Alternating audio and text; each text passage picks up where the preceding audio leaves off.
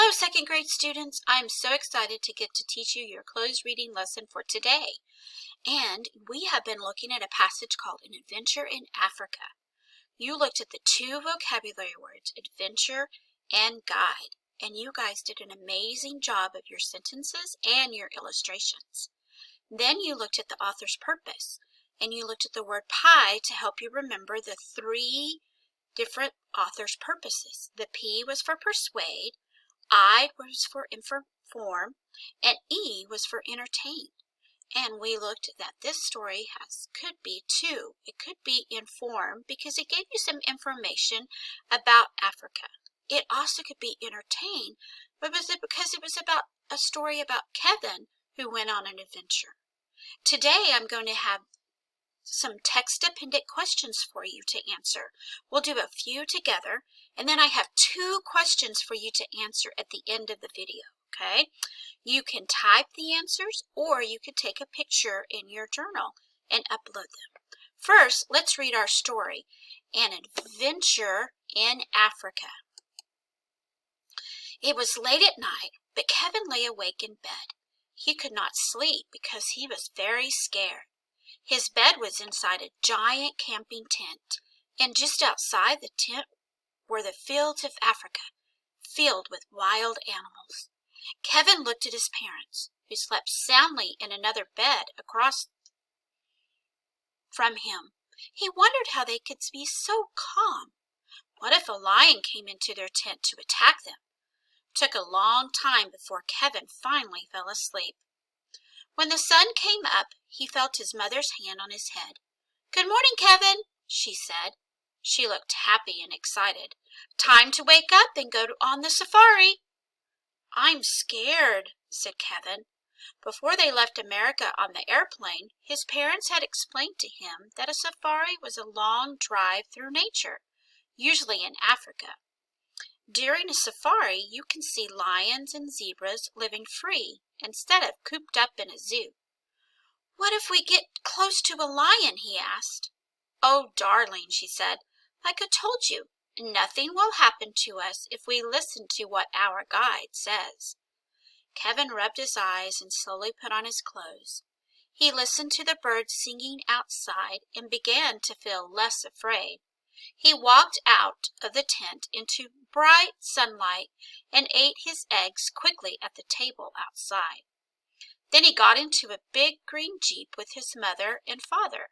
The driver was a kind-looking man with a bushy gray beard. His name was Jim, and he was their guide. The Jeep took off along a dirt road. After a little while, Kevin saw something move out of the corner of his eyes. "Wait!"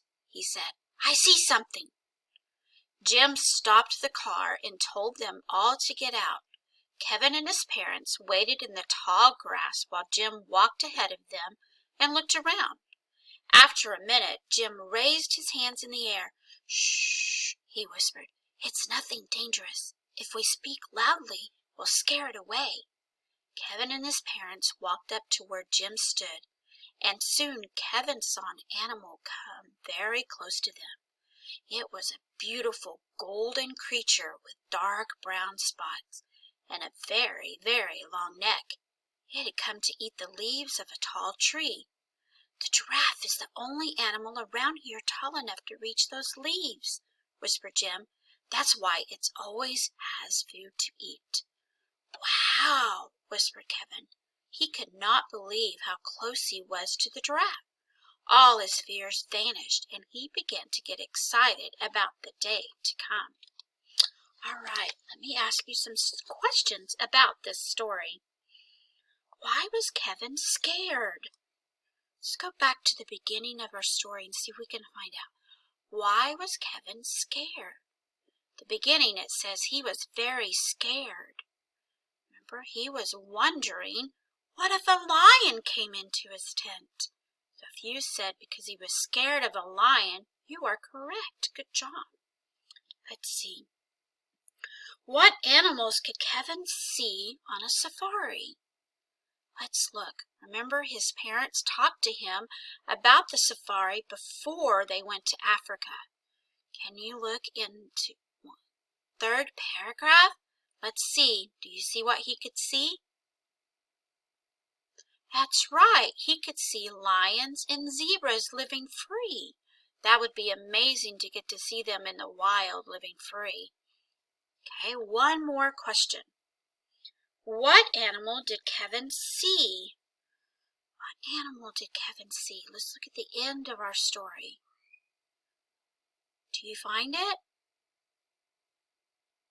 That's right. He saw a giraffe. Okay, he did. He saw a giraffe. What clues did the author give us to know it was a giraffe before he used the word giraffe? Can you find those clues?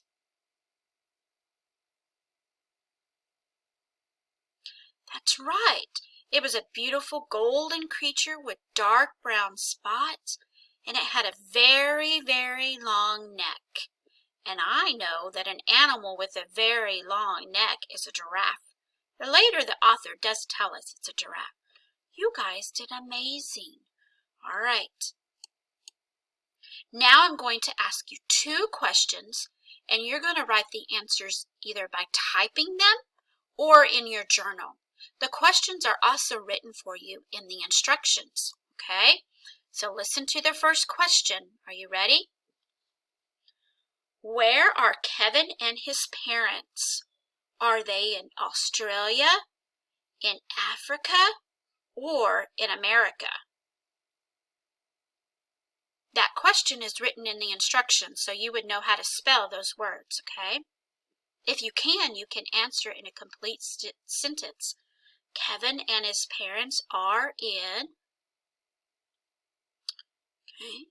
Now, here is the second question. This one's a little bit different, but I bet you guys can do it because you're all so smart.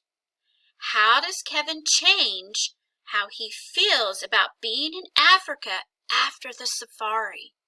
So think about how Kevin felt at the beginning of the story, and how does he change? How does his feelings change at the end of the story? Okay. You can write this in a complete sentence also. You could say, Kevin changed by being blank at the beginning of the story to being blank at the end of the story. I will write those in the instructions also. It was fun reading with you guys today. Have a great time.